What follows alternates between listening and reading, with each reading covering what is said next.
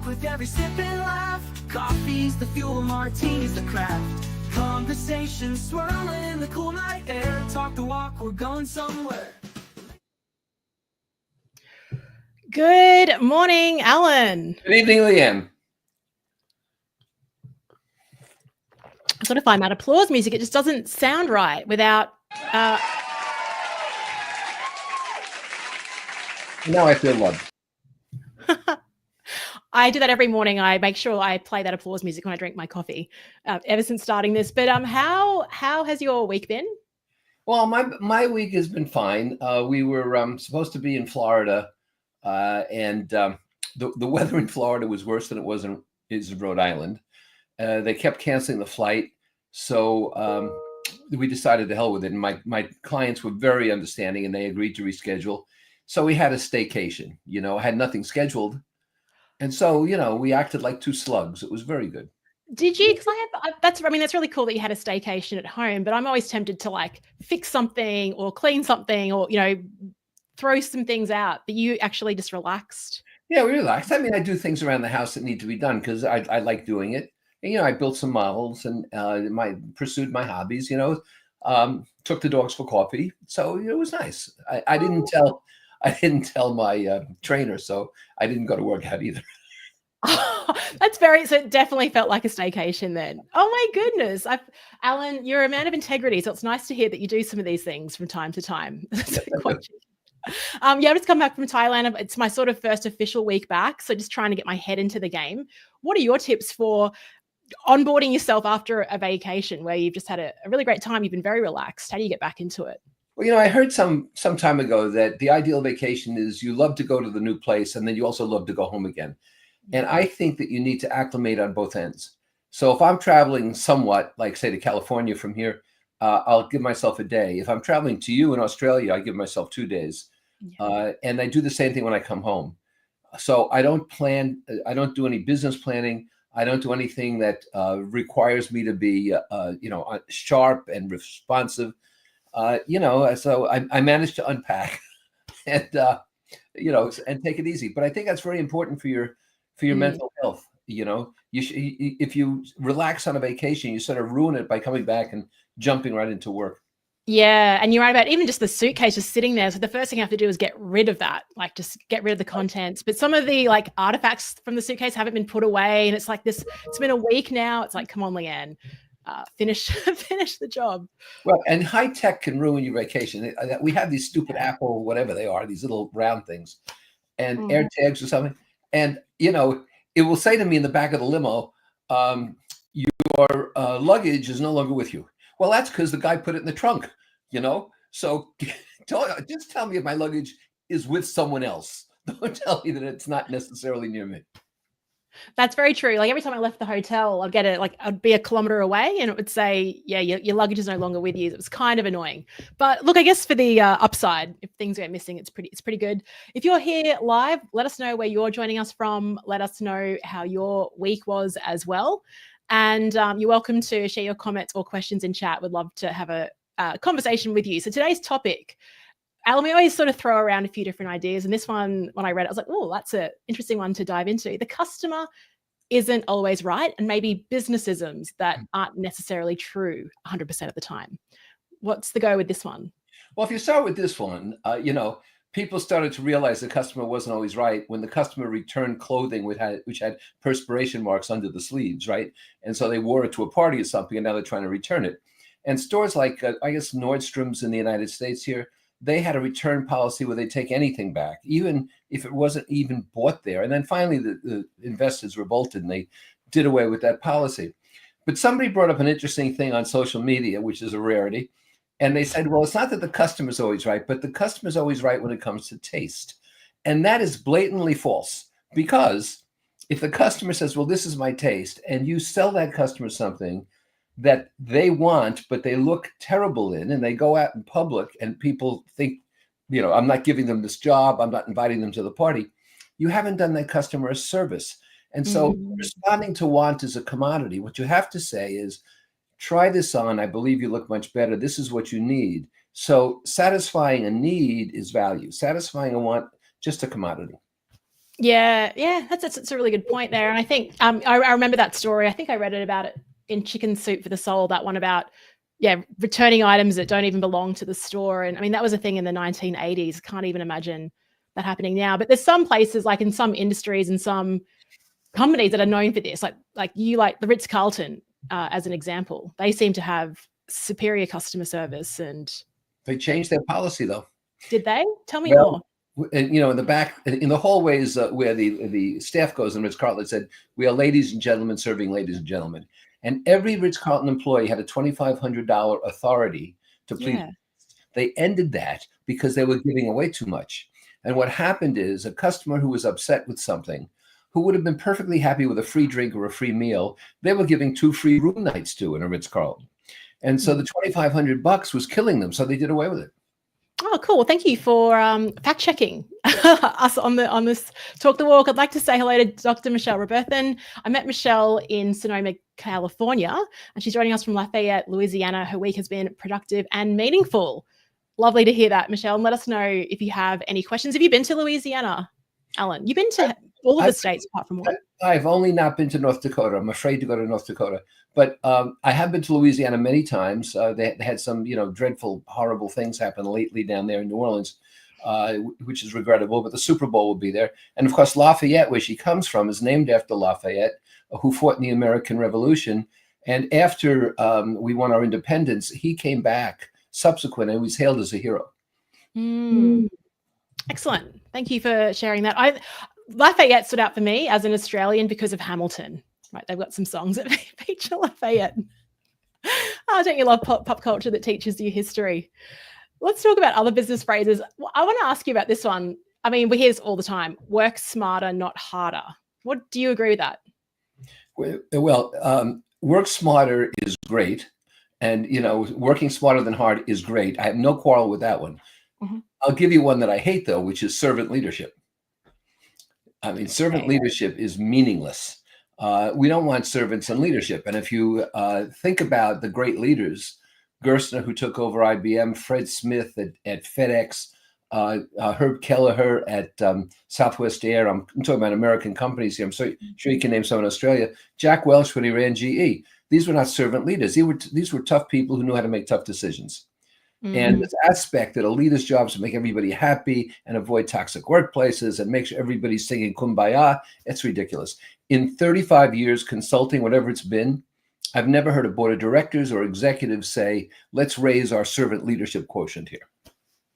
I've never heard that phrase either. But there is a lot of, you're right, like in this day and age now, maybe it's swung a different way because of the release. I've read a lot of Trump's policies actually that have come out. So maybe it's kind of swing, the pendulum's going back, but around, it really is around making employees happy, particularly in a point of time where it's difficult to attract talent or even have loyalty with employees as well. So is it still going back to what you're saying about being tough, making right decisions, attracting right people because you're creating a really high performance culture where people that aren't performing are out?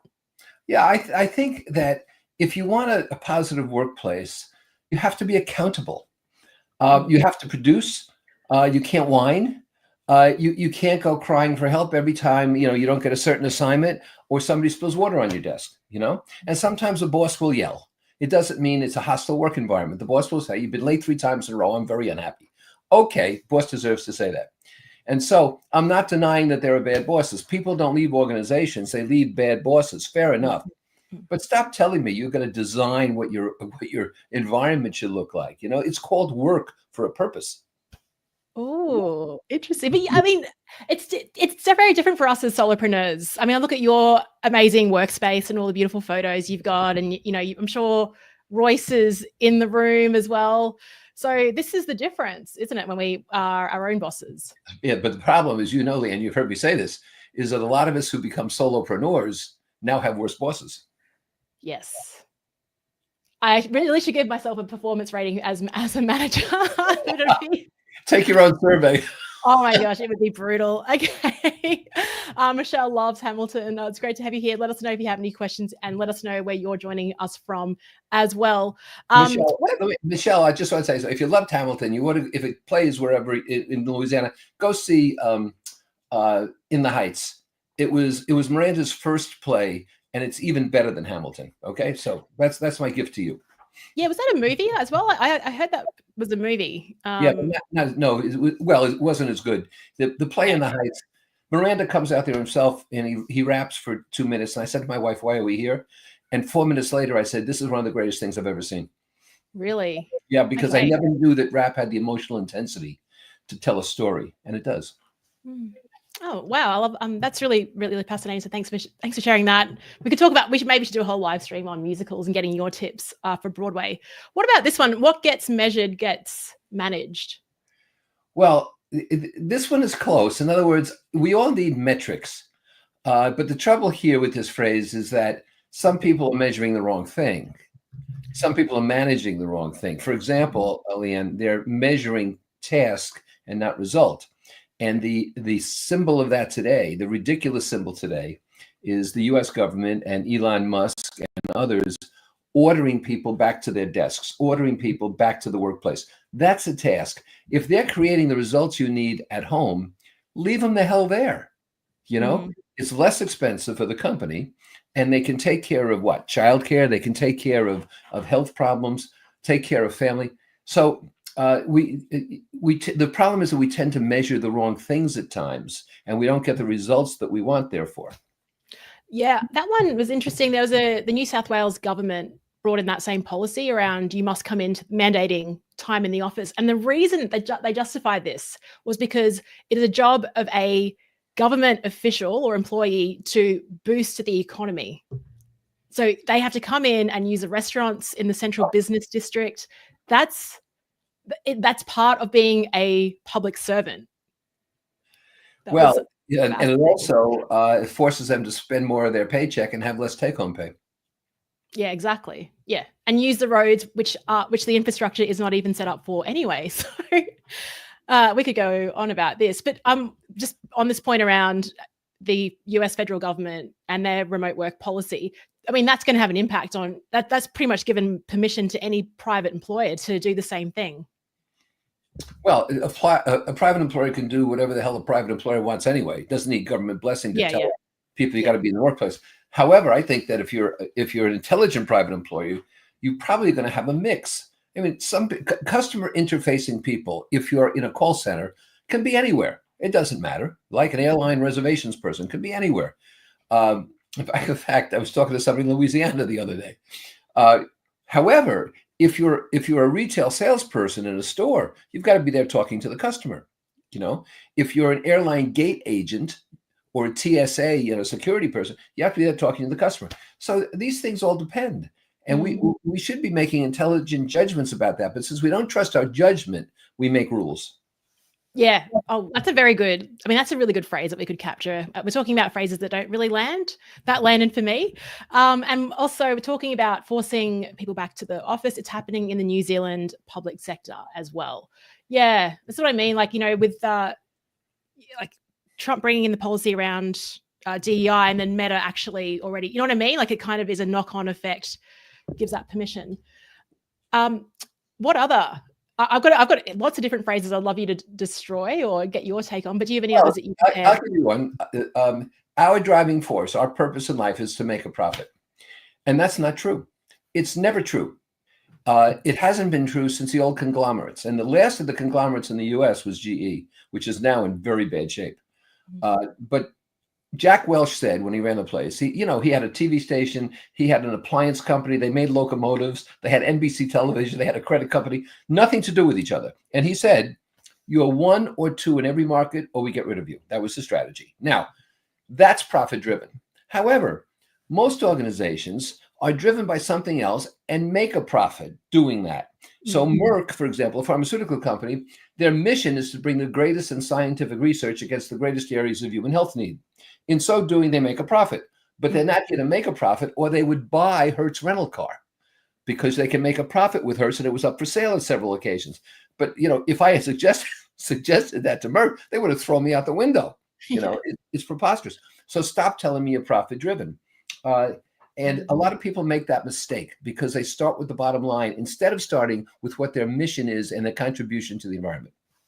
It's a difficult one, like even for people that like our peers can. I mean, I'm calling myself your peer, which is really kind of brave of me, but like, thank you. But you know, for our fellow consultants, because it's all about like revenue targets, and it is driven from the wrong direction. As in, like, rather you always say what's in the client's best interest as like the guiding question versus how do I make another 200K this year? Yeah, that's right. You know my community really well. And a lot of people will say to me, how can I make more money? And I say to them, don't think that way. Ask yourself, how can you provide more value? And if you ask yourself how you can provide more value, you'll do something of worth to others and you will make more money. You know, George Merck said, do good and good will follow. If you just ask yourself, how can I make more money? You'll join some pyramid marketing scheme, which is illegal, unethical, and disgusting, right? Other than that, I don't feel strongly about it. Yeah. Before we like continue this topic, I want to ask you a question based on what you've been releasing this week, which is an AI version of you. Alan right? Intelligence, AI. Alan Agent, is it? Alan Intelligence. Alan Intelligence. AI. Work with me here, Leanne. Come on. Okay. I'm still waking up. It's too smart for me already. So this is like, I'm imagining it's this tool that you've got where you've got a huge amount of body of work that you've uploaded to that. People can ask it questions and things like that. As I was seeing that, I'm like, super clever. This is amazing. And I know you've had a really terrific response to that. What is the future of consultants? If we're all about intellect, like, you know, challenging people and brainstorming, which is a lot of what the AI agents are doing. You know, you've outsourced your brain to this. What's the future of us and our careers? Oh, the future is brilliant for us because look, it's high tech, high touch. You know, that's what James Nesbitt wrote about in 1982 in Megatrends. High tech, high touch. So you see, for example, healthcare now going toward telehealth. You see AI making diagnoses better than doctors do and so forth. That's very true. But in consulting, it's a little bit different because all of my IP is out there in the 60 books I've written and in the thousands of podcasts and videos and everything else I've done. But people still come to me to be coached because you don't learn to ski by reading a book. You're not going to learn to ski with an AI thing on your shoulder feeding you stuff. You need a coach for certain things. So consulting will survive nicely if we adjust, if we adapt to the times. This is what Machiavelli said. He said, I've often reflected that the causes of success in people is their ability to match their manner to the times. And consequently, all I'm doing is saying, look, here's an inexpensive way to do business with me, to learn things from me, and people will access this. They'll get a narrative back. They'll get sources. They can download things all on their own. For me, it's passive income. Hell, it'll be passive income for my kids after I'm dealing with St. Peter and advising them how to improve it. It's me. I've got a delivery guy here. Okay. I don't think, all right. Sorry. I don't think he understands I'm live streaming. I can't go see him. Anyway, we've given our hello. So the future of consulting is fine if we make these kind of adaptations and understand. It's not going to be so fine if we try to compete with AI rather than use AI. Yeah. So it's like kind of a hybrid approach and a partnership there. But I think it's all about that brand that you talk about and that being quite strong as too. We've got some love that's happening in the chat as well. We've got a few sending love from Jessica, love from Lafayette and New Orleans, which is fantastic. So we've got people, a Louisiana vibe today, which is lovely. Yeah, is this your son? Jason Weiss is on the... That's my son. Is that a promise? I'm not too sure what you're referring to, Jason, but I'm sure your dad will give you a call after this. Okay, what about this is one this statement here: failure is not an option. Yeah. What do you think about that? It's absurd because, of course, failure is an option. We learn from failure. I mean, if you're not failing, you're not trying, right? And so the key is, and I use this with people who have bad self-esteem who are afraid to talk to buyers. Unless you suffer defeats and setbacks and so forth, you're not going to learn sufficiently. If you try to protect yourself and only do what's ultimately safe, you won't learn a damn thing. You know, I think Churchill said, "Success is never final, and failure is seldom fatal. It's courage that counts." And my next book that's I'm writing for 2025 is called The Courage of Your Talent. And so you have to face up to the fact that, life involves setback. So you need to be resilient. But if you don't learn from setback, then you're in trouble. Yeah. And I think maybe it goes back to what you said, the thing around what gets measured gets managed. What gets managed gets measured is sometimes when I've had a setback or a failure, I don't really, it's like, what is the thing that led to that failure? And sometimes it's like attribution theory. Was it me or was it the environment that was, was it the timing of something? Like it's really difficult to pick the part that you need to fix sometimes. I think there's a value of having people to talk to. Well, that's right. You can't fix a problem unless you know the cause. And That's so right. Yeah. if it wasn't you, trying to fix something in yourself is not going to solve the problem. Yeah. But do you work with, I mean, there's a Jocko Willink book and he talks about extreme ownership. Have you heard of Jocko Willink? And it's just this thing that whatever happens, it's your fault. He's like former Navy SEAL. And I go that because I'm all about, personal accountability. And if it's meant to be, it's up to me, all that sort of stuff. And that can sometimes, I think, that can damage the confidence a little bit if you think it's up to, if it's just on you. I was an instructor in the SEALs. Did you know that? What? No, I wasn't. No, I did not. Okay. Failure is always an option. And the key thing is to take accountability. Not to say it's my fault, but just take accountability for what you should be accountable for. And we too many people look to shift accountability elsewhere. It's a toxic workplace. My boss is no good. The fates are against me. I've seen people screaming at United Airlines desk agents because the plane was delayed by weather. Get a life. Yeah. I love that. Okay, Jessica says, authenticity is the value. AI is not authentic. It is borrowed. Lean into authenticity. Jessica, that's great. Like, that's the reason why I'm doing my daily podcast is because I'm seeing all this content out there that's been mass produced. And the only thing that I can really do to compete against that is just be entirely human, do off the cuff episodes on my phone and just lean into that. So it's been pretty effective. People are enjoying that. And by the way, I'll replay today's live stream on that podcast tomorrow. So thanks for helping me get another day of content, Alan. I appreciate it. It's my pleasure. I'm a servant leader. You are a servant leader. What about this one? It's not personal. It's just business. Yeah, right. That's a mafia phrase, right? I mean, that is. Yeah. That's a mob phrase. And too often it is personal. It is personal. Yeah. Yes. I mean, people want, well, look what Trump is doing now. You mentioned Trump before. This is not a political statement, but a lot of things he's doing now is retribution. He just took the security detail away from this General Miley, who used to be his chief of staff, but went behind Trump's back to do something. Trump is unhappy with him, called him a traitor. Now that Trump got elected, he just removed his security staff and took away his security clearance. And so that's retribution. That's personal, right? And we have to recognize that happens. I'm not approving of it. I'm saying that, but you have to face it. It does happen. And I think that people, though, who are driven by retribution, no matter who it is, are less effective at what they do because it's all self-centered and it's not outward-centered. Yeah, again, it's not about, you're right, of course. And I think it's difficult as well, like going back to us as business owners, if we're the business, it's kind of personal because it's like, there's no one else, and that's. When you're rejected.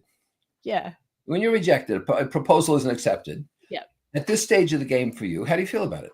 Not as bad as I did initially. No way. Like initially it was like, like, what's wrong? Again, what's wrong with me? Now I'm very philosophical and I actually try to seek out rejection, to be honest. Because I think the more you get rejected, honestly, the easier it does get. Like, and you build up your mechanisms for dealing with it. That's right. I coach people to, when they fail at a proposal, to ask the prospect, please tell me what I could have done better to earn your business. And so that turns into a learning experience. Now, not all of them will share it, but about 50% will. And so you turn what was a rejection into a forward progress. I've actually forgotten to do that. So thank you for sharing that on the call today. Do you have any more? Because I've got a few that we could go into, but I know you also prepared a list. Well, I'll give you one of mine, then we can take yours. I like this one. We're customer driven. I don't know what the hell that means because customers can't drive your business. You have to tell customers what they need, because if you just respond to what customers say, you have people with different interests from you out there. Like, what does a customer want? Speed. A customer wants low prices. A customer wants X, Y, and Z. Not that that's unreasonable, but the fact is you have obligations to shareholders. You have obligations to employees. You have obligations to suppliers. If it's a small business and you have obligations to your family. And so you can be customer sensitive, but you can't be customer driven. I really like that differentiation between the both as well. Because, yeah, it goes back to the Henry Ford thing. If you give people what and back to the first thing we spoke about, fulfilling wants versus needs, and also being an organization that actually predicts what's next and goes there, as opposed, skating towards the puck to where that's going. What about thinking outside the box? Well, what do you think about that? I mean, I like it, but then I think sometimes thinking inside the box for me is sometimes better because I need forced constraints, right? Yeah. Like, you know what I'm like. I'll just go, whoo, there is no box. There's no gravity. You're like floating in space. My thing about thinking outside the box is to think about outside the box. You got to be outside the box. You can't be sitting in an office trying to think outside the box. It doesn't work that way. Yeah. So you got to take yourself outside the box. I mean, we are not herd animals if we want to be entrepreneurial at all. And so you've got to get the hell outside the box. You got to get up on the hill where you have better sight and stay out of the herd. So I think that it's all theoretical if you try to think out of the box, but you yourself are in the box. If you want to make it real, get the hell out. Yeah, my friend actually was on a text thread with a few friends, and we were all responding really quickly. And my friend was like, "Oh, what, aren't you working?" And then she posted a few hours later, and she's sitting by the pool. And I actually said to her, "That is work. Like, that is work for what we do. Like, and she's on a rooftop. She's got expansive views, and she was actually working." But I think, this goes back to another point we raised around, just because you're at a computer in your box, in the office, in the city, doesn't equal value. But I have no problems taking calls on vacation, and my wife will usually come down at like 10. I've been there since 8. My wife will say, "Have you paid for the vacation yet?" Right?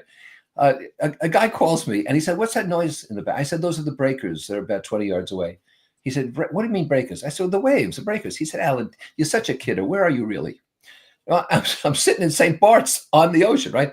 So I told him, "Well, I'm in an office. I was just joking around." I don't care what he thinks as long as we can get along and I can do what he needs and so forth. But how I feel, wealth is discretionary time. There's a saying that I think is very true. And the more discretionary time you have to do what you want, when you want, go where you want, when you want, that's what life is about.